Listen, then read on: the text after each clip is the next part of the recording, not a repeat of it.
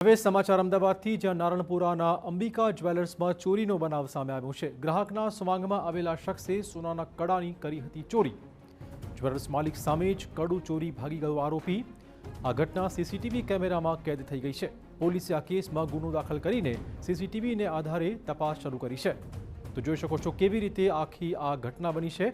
વધુ વાત કરવા જોડાશે અમારા સંવાદદાતા મિહિર। મિહિર, શું વધુ અપડેટ? જી મિહિર। જી મિહિર,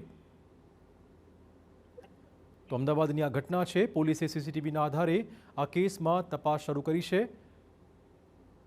વધુ વાત કરવા જોડાશે અમારા સંવાદદાતા મિહિર। મિહિર, કઈ અપડેટ?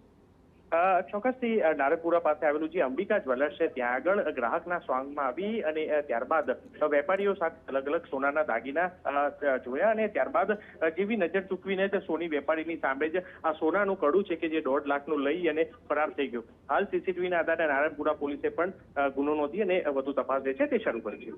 ધન્યવાદ મિહિર, તમામ જાણકારી બદલ।